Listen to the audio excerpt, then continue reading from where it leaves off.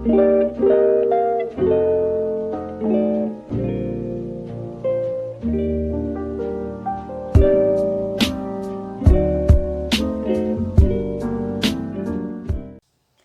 love, I'm Kyla Di Castro Janito, 21, all the way from Cavite, Philippines!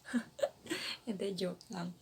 If you are here watching with me, I want you to know that I am so thankful dahil just the fact that you are watching means a lot to me. So, alam naman natin the situation that we are in right now. Hindi madali. Siguro for some, it's a time for meditation, for relaxation, a time to get some rest para sa kanila. Pero for others, it's not. So, I've come up with this first content ng aking vlog because I myself, I know that in these pressing times, it's pretty tough to be left alone with our thoughts. So, if you are someone na nagsasawa ka ng mag-Netflix, mag-Facebook, mag-IG, mag-Twitter, and you want to maximize and make the most out of this quarantine season, then keep on watching. Quaranthings, what to do in the midst of pressing times. So, unang-una, process your thoughts.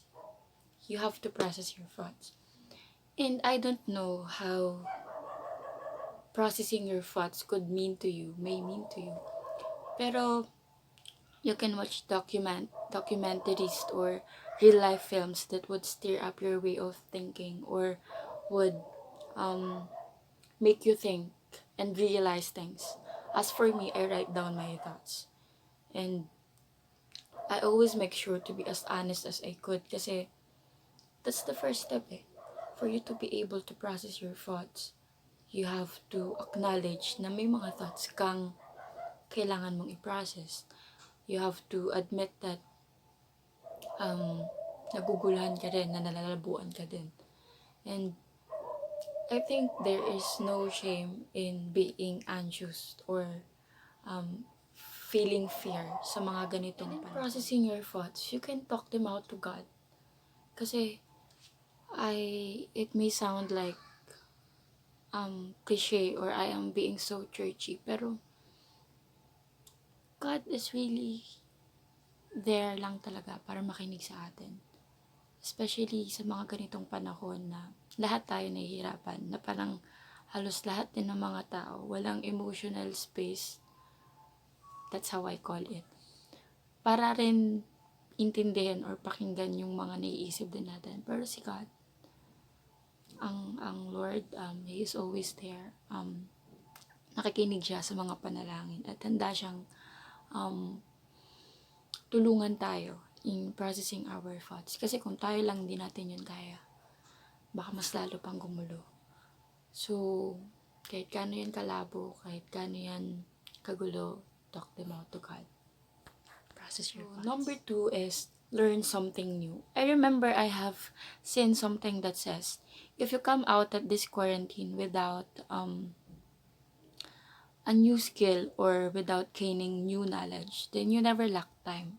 You never lacked in opportunity.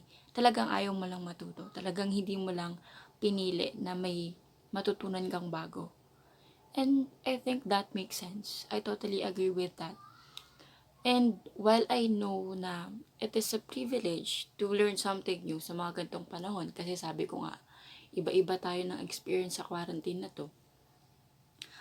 If you know naman na you can learn something new, you can gain knowledge in this time, let us encourage self-improvement. As for me, hindi naman sobra, pero una, I am trying to learn baybayin. Kasi, what really pushed me is, I have this friend. She usually write things in baybayin. And sometimes, I want to understand her. Pero ang ok-ok kasi kapag tinanong ko pa sa kanya kung anong ibig sabihin ng sinusulat niya. So, yeah, shout out Liza. So, I also, eto rin, hindi naman sobra, pero I'm also trying to learn forensic science.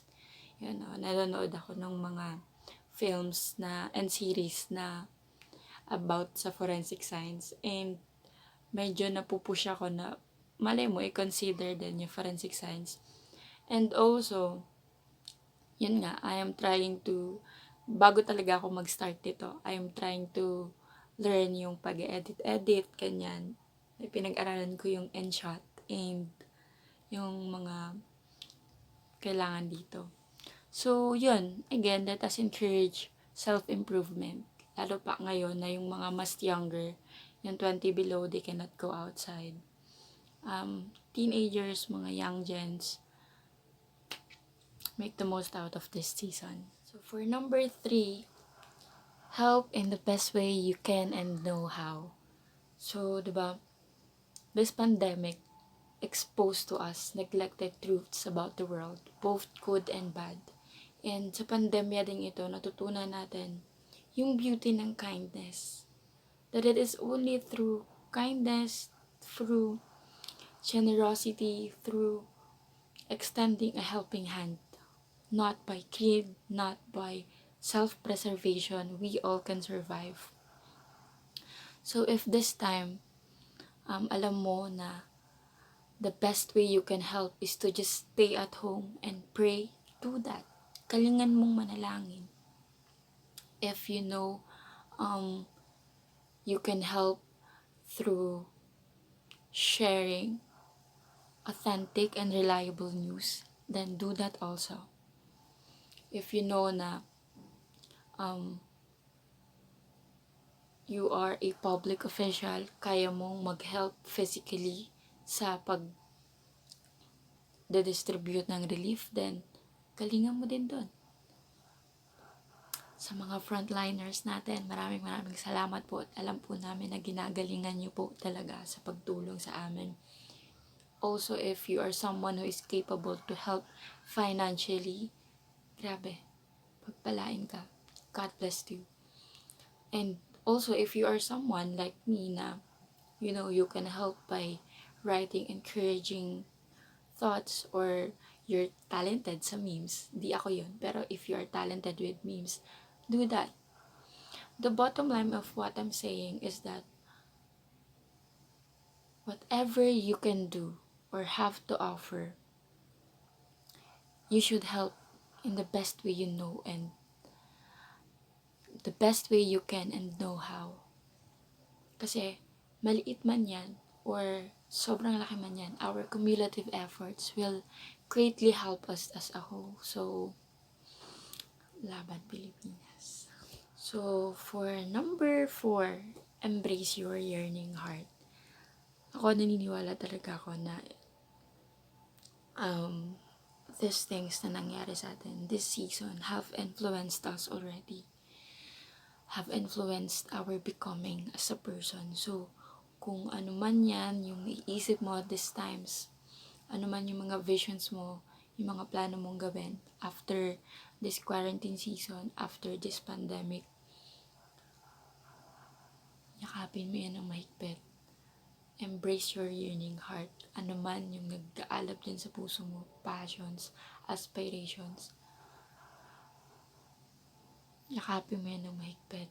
Huwag mong pigilan. And then, after this quarantine season, come out stronger, better, and more prepared in life. So, we are down with our last and 5th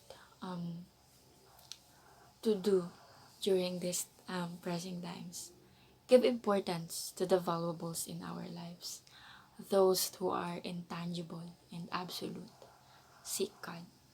Katulad nga ng na-share ko kanina, naniniwala talaga ako na iba-iba talaga tayo ng experiences in these times, and hindi natin nakilala ng pare-pareho ang pandemyang ito. It's like we are in the same storm but not in the same boat. But despite the differences when it comes to our experiences, I know that we have things in common. Pamilya, kaibigan, pangarap, aspirations, pag-ibig at pag-asa. Ito yung mga bagay na intangible. Ito yung mga bagay na absolute. And let us not neglect them sa mga panahon na to. Let's give importance to them. And as I end, syempre hindi ko makakalimutang encourage kayo to not forget to seek God. I don't know what seeking God may mean to you. Pero if you know for yourself na before this quarantine, you haven't spent so much time communicating and talking with God, then I encourage you to do it right now because it helps and it really is a good thing to do sa mga ganitong panahon. So, God bless your time with Him. Last na, before I end my first video, I will not ask you to subscribe, to share, to like, or to do anything about it. What I want to ask from you is that, can you promise to yourself that you will hope and you will cling on sa hope na yan?